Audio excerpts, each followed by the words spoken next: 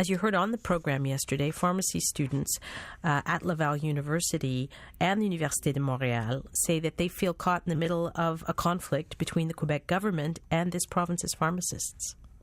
All internships are frozen as of July 1st. There will not be internships that will be given until further notice, and that notice would be when this feud between the associations and the government kind of resolves. That's Kevin Yousefian. He's a third-year pharmacy student at Laval University, speaking on our program yesterday.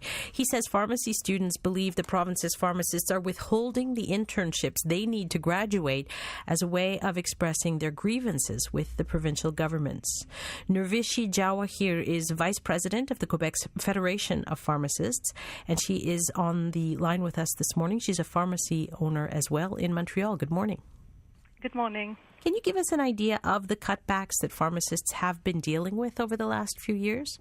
Yes, we've been going for a lot of cuts, and it is due to universal reversal agreements, and this is why we're in crisis right now. There's a mistrust against what is happening to us. And the cuts have been, in 2015, the government had an agreement with us that in exchange for a $400 million that they were going to take from us, they would give us back, they would remove the ceiling of professional allowances. And it took so long to happen, and when it did happen in April, it did not happen right away. It went through several steps. And this crisis for us is again a sign of mistrust of what's going to happen to us in the long run. When you refer to professional allowances, what does that mean in the case of pharmacists? Professional allowances are money given to us by generic companies depending on the volume of what we buy. So we get a certain percentage on this to compensate for the losses of what the government took from us. And when you refer to what the government took from you, what would that be specifically? What the government took from us is they went back in the past. There was a signature between the MSSS and the pharmacist owners that our money, the revenue from these pills would be about 25%. But this did not take into consideration today's aging population, and the government went back and did like a rough mathematical counting and decided to take a certain amount of money from the pharmacist. So you're, if I understand you correctly, you have lost in the process a certain amount of revenue. Lost. Yes, we have. And you say that the compensation hasn't been fast enough coming. Not only it was not fast enough coming, and now that it is here, we do not know how long it's going to last. Okay, also. so there's a certain amount of uncertainty. Exactly. What kind of impacts has that situation had on the operation of your pharmacies? I can speak personally, and I would say that I work in an area where the revenue, the income is not very high, and the great cuts have led to me decreasing my hours, and also I had to lay off certain employees. So this really touched my heart because I really employ people in the region where I work. When it comes to the student interns, how much added work is it for you as a pharmacist to take someone on and to give them that practical experience?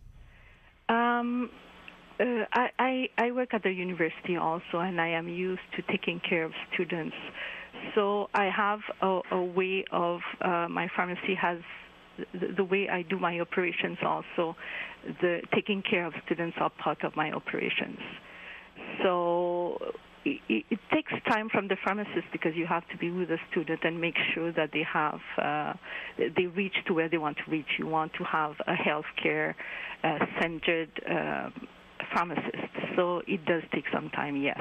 When we spoke to the student who was with us yesterday, he described the fact that much of what they're learning there is clinical practice, and it really is a one-on-one involvement with the pharmacist, but also it's really important to have that contact with the patients, that's one of the most important things that they're going to learn in the course of a practical experience like that. Exactly.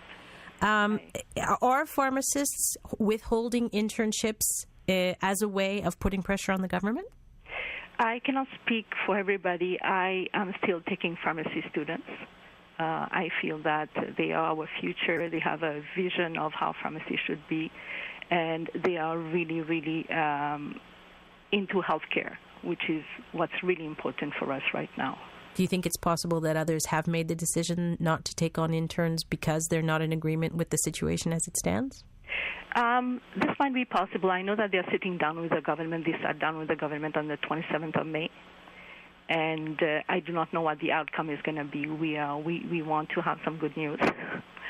And that's what we are waiting for. We had a statement from the office of the minister, Gaëtan Barrette, the ministry saying it has adjusted the payout to pharmacies. It happened back in January. There's no financial reason for pharmacists not to take on interns. What's your response to that?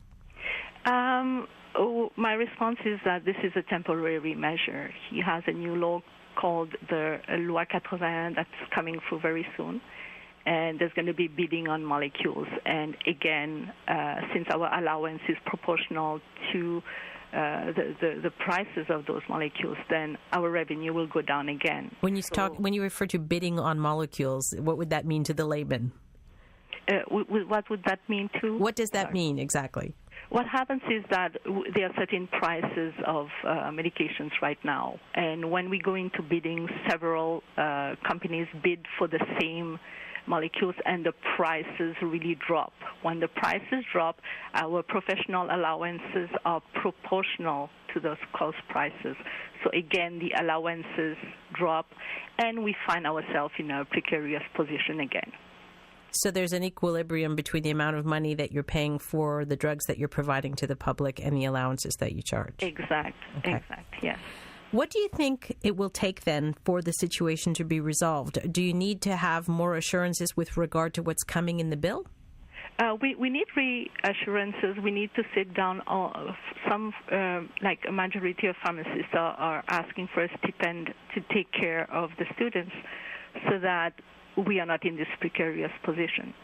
It's just that it's a compensation for the work that they are doing also. So this is part of what they want to do too. You mentioned that there was a meeting between the parties to try to resolve some of those issues last week. How optimistic are you that that's going to be a means of finding a solution? On the side of the government, nothing has changed until now. So hopefully they're going to give us the bigger part of the stick. We always had the shorter part of the stick. So we would really like them to sit down and discuss with us and just, see what's best for everybody. The student I spoke to yesterday would suggest they have the shortest part of the stick of all, the third years who are possibly looking at not having internships, and they really do have the impression of ending up being sort of collateral damage was the phrase that was used. Where does this leave them? I work with the university students also, and I feel really bad with the situation of what's going on right now. Hopefully it's going to be resolved very soon. I am optimistic about that. Or else we'll have to find a solution amongst ourselves to see how we're going to take care of them. We appreciate your time this morning. Thank you. Thank you very much. Have a good day. Nirvishi Jawaheer is Vice President of the Quebec Fédération of Pharmacists. She's a pharmacy owner, and we reached her this morning at her home in Montreal. It's 12 minutes, 11 and a half.